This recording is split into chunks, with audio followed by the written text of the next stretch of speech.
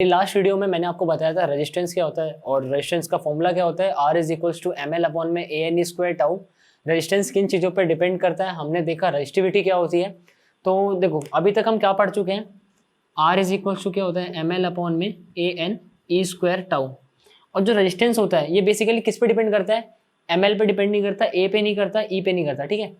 R depend करता है सबसे पहले तो एन पे और टाउ पे।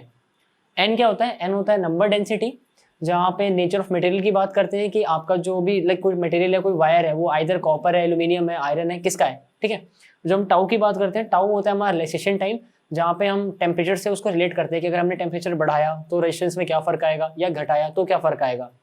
तो कल की वीडियो में हमने पढ़ा था इस एन के बारे में कि रेजिस्टेंस कैसे अफेक्ट होता है नंबर डेंसिटी से या फिर नेचर ऑफ मटेरियल से। हमने इसमें न्यूमेरिकल्स भी देख लिए। आज की वीडियो में हम बात करेंगे कि रेजिस्टेंस का इफेक्ट क्या पड़ता है जब भी उसमें टेम्परेचर से कुछ चेंज किया जाता है। तो देखो effect of temperature on resistance, तो R equals to M L upon में A N E square tau.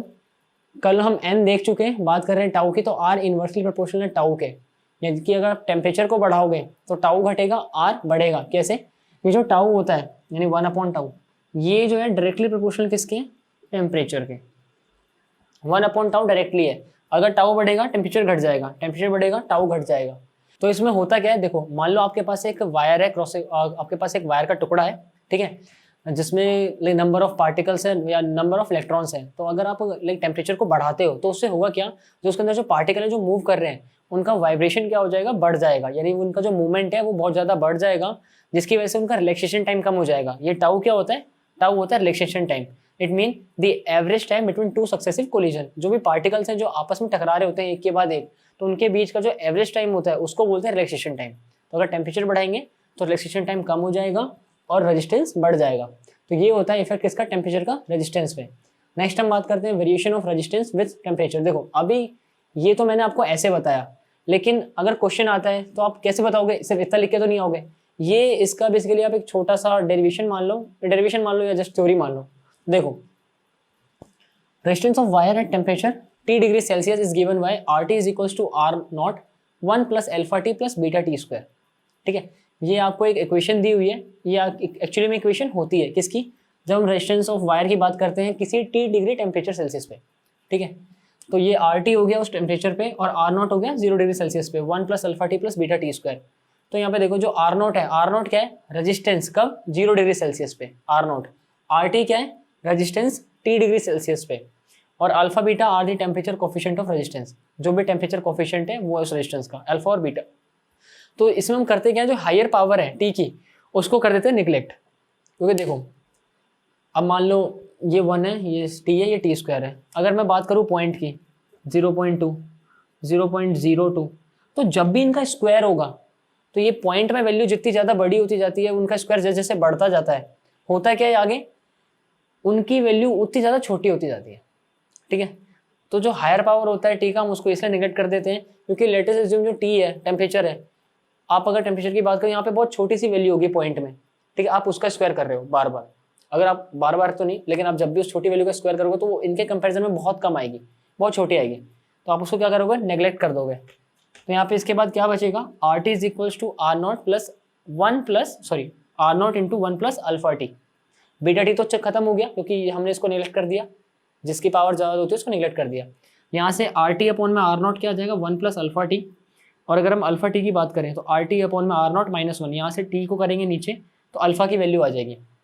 Beta से हमें मतलब नहीं है, हम कोफिशिएंट की बात करते हैं किसके, रेजिस्टेंस की। ये क्या था, टेम्परेचर कोफिशिएंट ऑफ रेजिस्टेंस। तो यहाँ से अल्फा आ जाएगा आपका, अल्फा क्या आ जाएगा, RT minus R naught upon में टी R नॉट। आप इसको सॉल्व कर लोगे आगे, alpha equals to RT minus R naught upon में टी डॉट R नॉट। ये तो हो गया रेजिस्टेंस के केस में।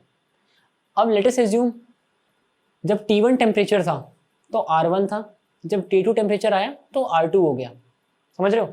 T1 से T2 आए तो R1 से R2 चला गया, तो अल्फा क्या हो जाएगा, alpha equals to R2 minus R1 upon में T की जगह पे लिख दो T2 माइनस T1, ठीक है, इनटू में R नॉट की जगह पे R1 और RT की जगह पे R2, ठीक है।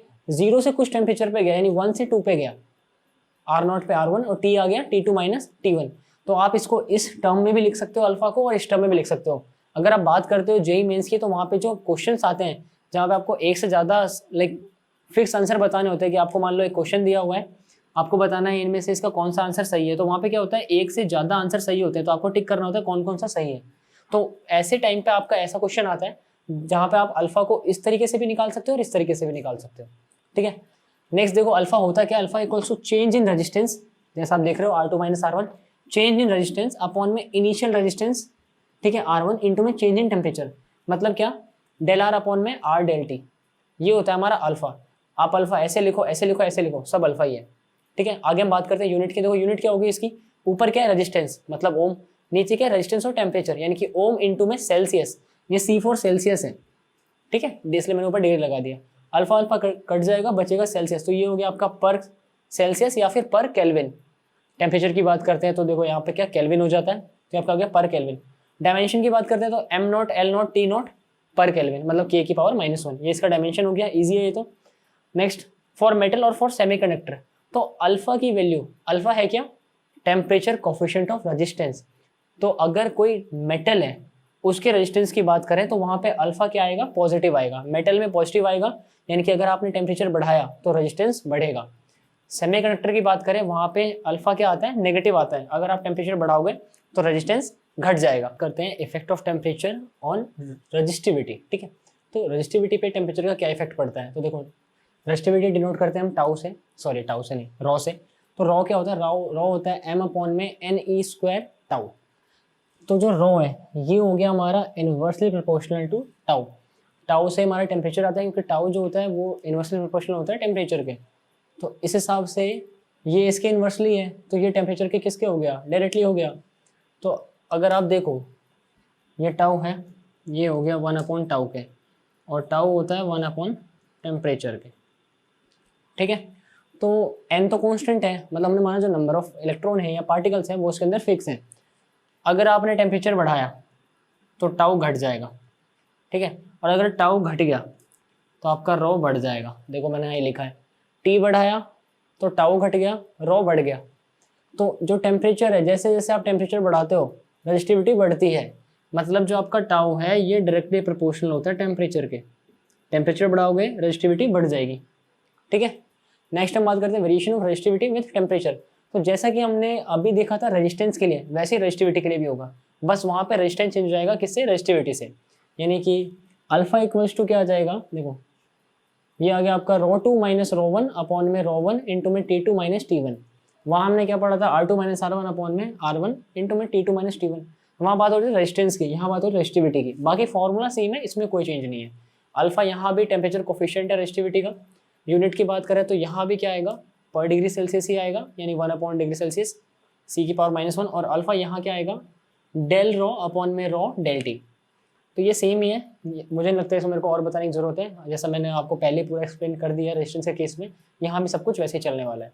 नेक्स्ट जो मेन इंपॉर्टेंट चीज़ है, ये सब जो मैं आपको पढ़ा रहा हूँ ये आपके जेई मेंस के लिए इंपॉर्टेंट टॉपिक है। अगर आप जेई मेंस का एग्जाम देने वाले हैं तो वहाँ पे आपके बहुत काम आएगा, खास करके ये जो ग्राफ है, ग्राफ पे क्वेश्चन आते हैं।